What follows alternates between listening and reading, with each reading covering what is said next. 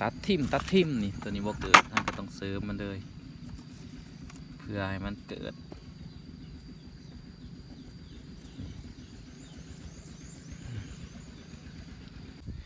ตายเนาะทุกคนเสียลงบ่นี่เห็นบ่เกิดก็ต้องเสริมนี่เลยเสริมมือข้างนี่เกิดใหม่ซะ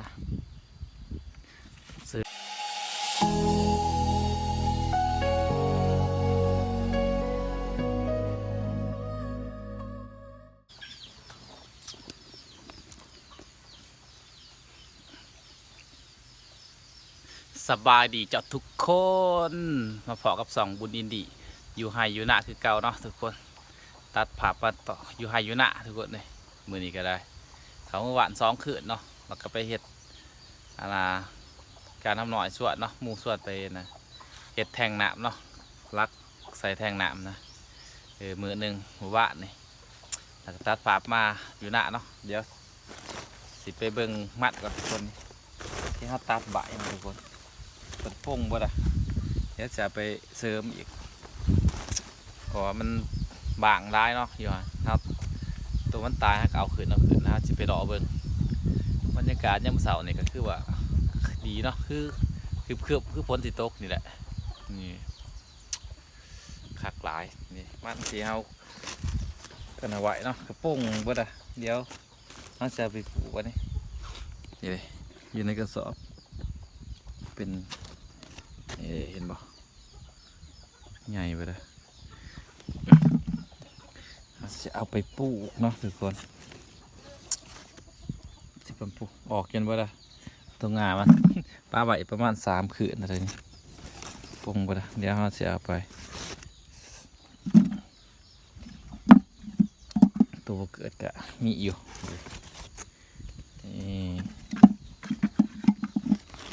ปงนอบ่ได้นี่เขาจะเอาไปเสริมที่จะนอนสิบ่ได้มันสิบางเกินไปวางนะเอาสิฉีดยาเนาะฉีดยาเนี่ยเนาะ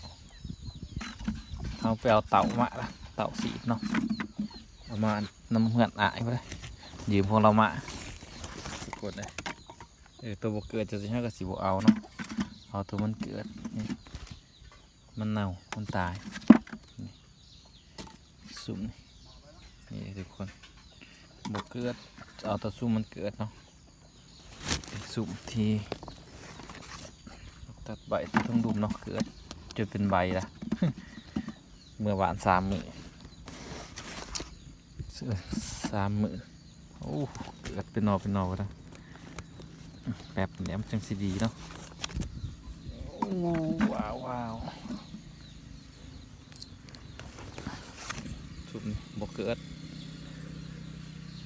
กระต่ายไว้จังเนาะบ่เอาซูมเป็นนอโอ้เป็นนอบ่ได้เอาดิมันสิปงใหม่นั่นเห็ดแห้งกับอะไรได้มันเป็นนอ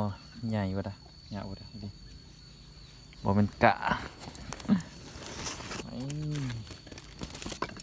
เดี๋ยวจะไปตัดเสริมไปเรื่อยๆเดี๋ยวไปเบิ่งน้ำกันตัวไปบกเกิดเท่าไงบอกเอาใส่เนาะอย่ามันตายอีก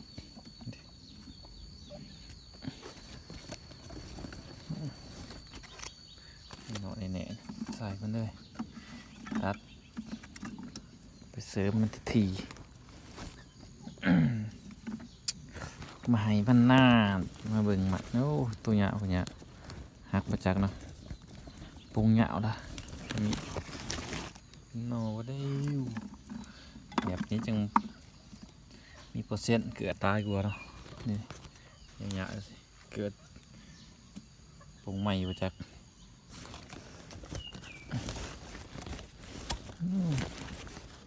ปุงเหยาปุงเข่าไม่มี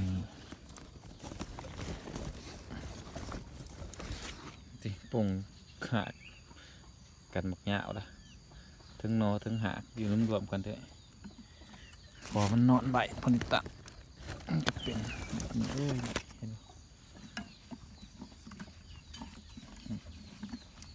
ตัดเสริมเลยเสริมเลย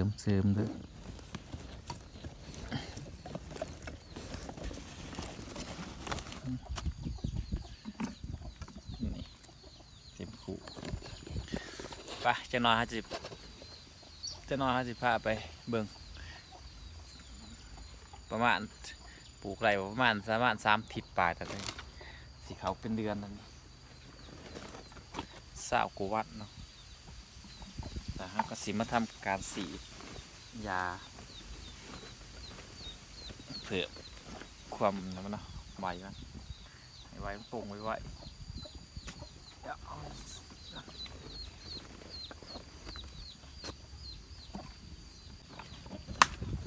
ปเดี๋ยวสิพาเลาะเบิ่งส้มบรรยากาศอยู่ในสวนจากเด็กจากน้อยจากข้าวเดี๋ยวไปเสริมมันแต่ได้มันตายครับกะเปลี่ยนออกเนาะตัวได้บ่เกิดครับกับเปลี่ยนนี่เสริมไปเลยเนาะให้มันดีกล่าวซะตัวตายครับกะตัดทิ่มนี่ตัวนี้บ่เกิดนะก็ต้องเสริมมันเลยเพื่อให้มันเกิด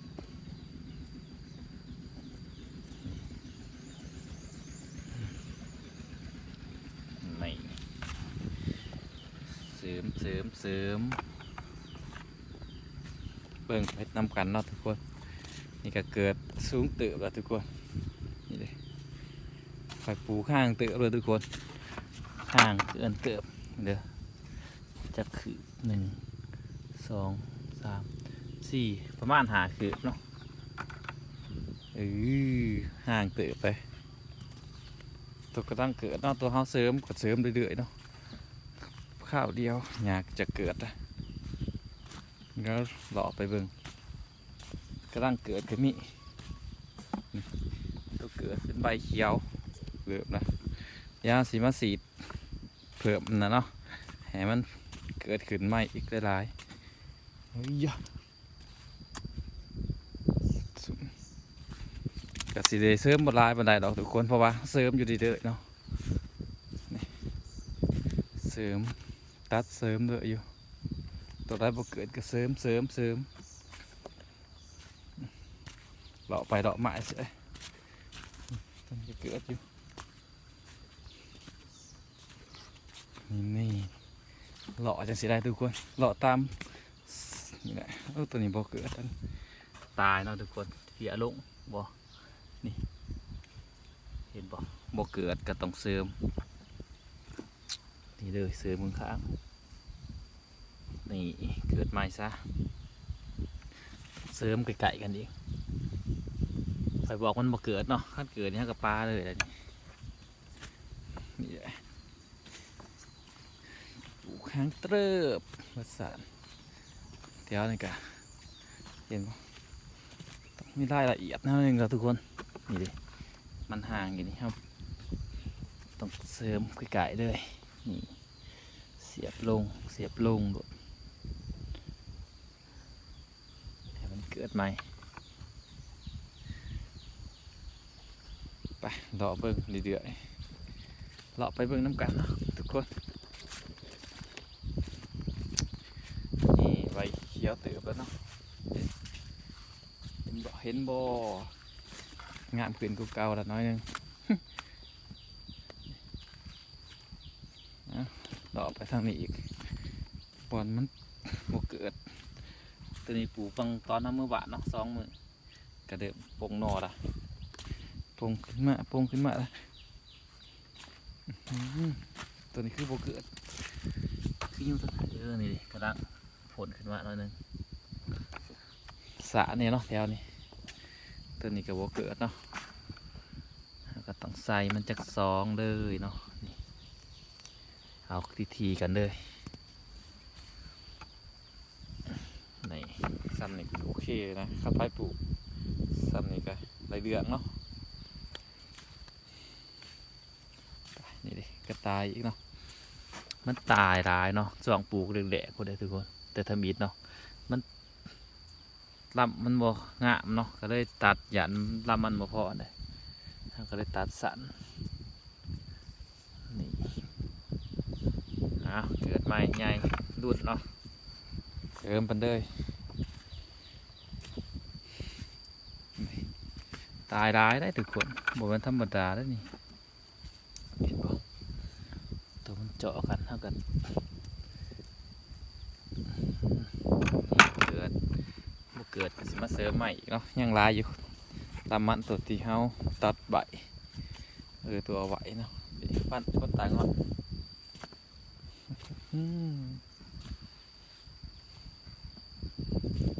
เลาะลงไปดุมด้วยแค่จึงเลาะขึ้นมาอีก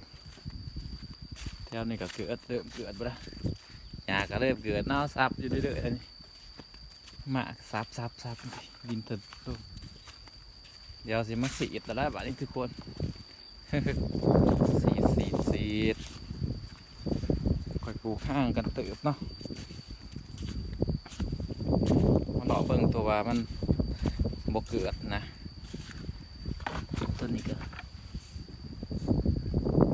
เกิดอยู่นี่แต่ว่าหักสะได้นี่สะน้อยๆหนึ่งเนาะสะกระซังมันปล่อยมันหาตัวมันบ่เกิดซะคือจังไรเสริมบ่เสริมปล่อยมันเลยอากาศจะมาสาวโคตรดีทุกคนเลยเอากลับมาอันนี้มันเนาะมาเบิ่งมันตัวนั้นบ่เกิดเท่ากับเสริมมันเลยคือจังสีเนาะทุกคนแบบนี้บ่ลอยเลยนี่ทุกคนตายแต่นี่เท่ากับต้องเสริมมันผีแหละเสริมอยู่ผีเลยประมาณนี้เนาะ เอามันจะติดอะทุกคนเป็นบ่มันบ่อยากเกิดพันคนต่างงอนมาหามันกะบ่อน่ะปันไดเนาะเขาสิเสริมไปตึบโอ้ยคือเสียบบ่ได้เสียบบ่อยากได้เว้ยนี่ดิเสริมไปบอกว่ามันจะเกิดตัวนี้ก็ยังไม่ทันเกิดอยู่ได้นี่โอ้ตายได้เลยตัวนี้เสริมตัวเจาะกันโดดนี่เน่เสียบตัวเลือกเสียบติดกันเลยนี่มันสิบได้บ่นี่เน่3 สอดเสียบเรื่อยบนไรว่ามันสีบงามเนาะทุกคนฮะกะยับใหญ่สายช่วยว่าสันซานี่เลยฟังนี่ก็อยากงามเลยตัวนี้ค่ะบ่อยากงามปานใดทุกคนเกิดสะแต่ว่าก็เกิดอยู่แต่ว่ามันบ่มั่นใจต้องเสียบเนาะเสียบใกล้ๆกันนี่แหละมันเกิดไปน้ำกันแบบนี้จังแมนเดี๋ยวมันยังงะตรวจกันทุกคนนี่ก็เสริมห่างไกลทางใดนี่ทางนี้ปักลงเลือกเติบโอ้อันนั้นหักวัดเลยมันปลาไว้3 มื้อเนาะมันก็เติมโป่งหากันได้เนาะทุกคนไปย่างไปเรื่อยเว็บนี่ก็บ่อยากสมบูรณ์ปานใดเนาะนานเกิดจริงๆหมู่เกิดบ่แก่ยาวว่ะ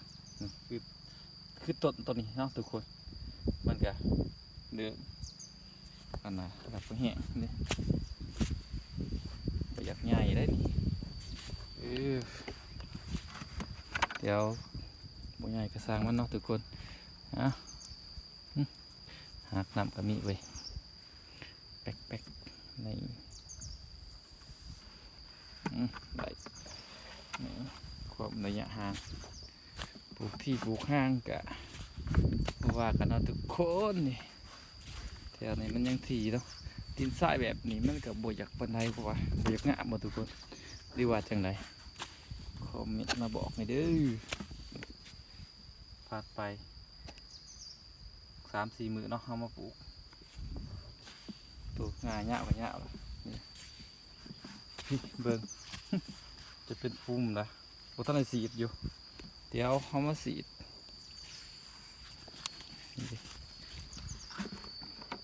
มันตาย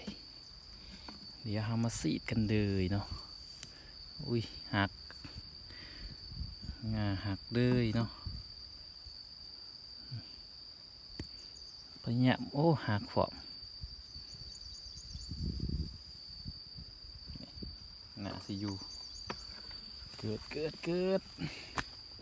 เดี๋ยวพ่อดุบนะดุวะทีแหงบ่ทันใจจักกีบเลยนี่10 กว่าล้านว่าได้ทุกคน10 ล้านกีบบ่ทันได้เฮ็ดหยังอยู่เบิด10 ล้านกีบเลยนี่ต้องเสริมแดดกำลังสิออกแล้วเนาะเสริมมาละยังเงาก็ต่อนี่กับสีบัวพานต้องเสริมสีบัวพานต้องเสริมนี่เสริมไปเรื่อยๆ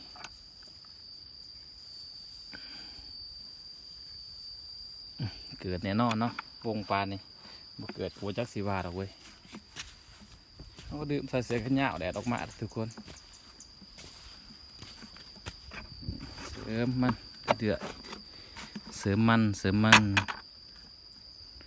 นี่ป่งแบบนี้มันก็สิสมบูรณ์เติบอยู่ทุกคนป่งมาเสียบลงไปเนาะอีก2-3 มื้อก็ป่งยอดขึ้นแน่นอนนี่ฝันไรเดืองเลาะไปเนาะปลูกข้างเติบเลยทุกคน เบิ่งก็ปีนี้ปลูกข้างเติบปีหน้าก็สิเอาลงอีกเนาะยับอีกทุกคนเลยอย่ามันนี่ใส่นี่ใส่บนนี้หักเว้ยนอหักพี่เนี่ยบ่อยากให้นอมันหักเนาะอย่ามามันเกิดใหม่แล้วมันสะต่อการเกิดนี่ตัดเสริมเลยเห็นว่าน้องตัวนี้บริเบิ้งตัวนี้ทุกคนบรอดแน่นอนตัวนี้เสื้อบอกต้องเสริม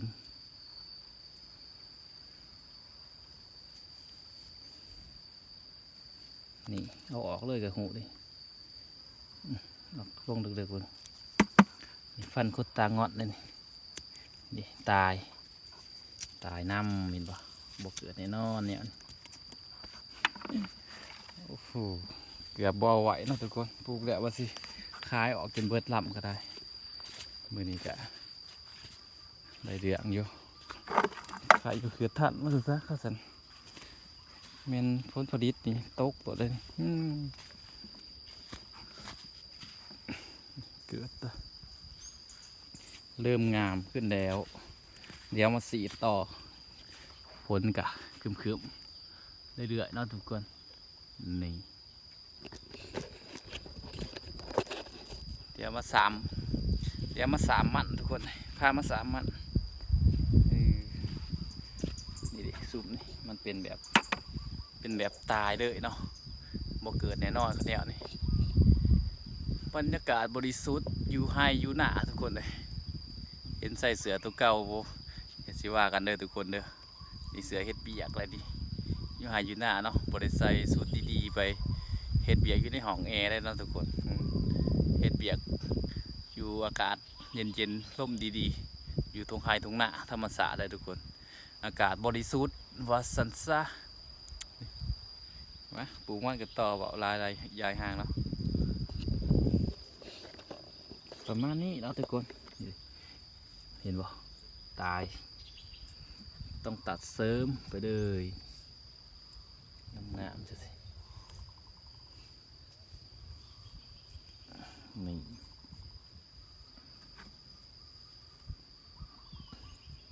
จาก4 อันเนาะทุกคน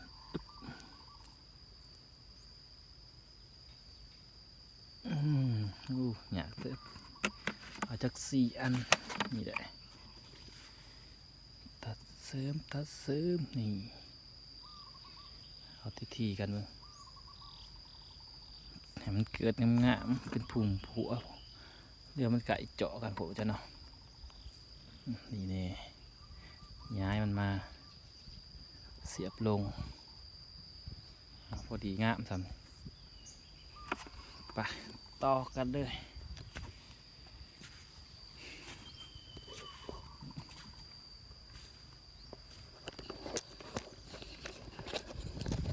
ทุกคนมาหอดซ้ำนี่ก็สิขอจบคลิปไว้ซ้ำนี่แหละ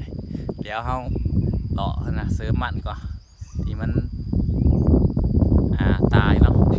เดี๋ยวพอกันคลิปหน้าเนาะทุกคนบ๊ายบายขอบใจหลายๆที่เข้ามาเบิ่งติดตามส่องบุญยินดีเนาะส่องหน่อยๆนี่เนาะทุกคนอยู่ให้อยู่นะเก้าบ๊ายบายขอบใจหลายๆทุกคน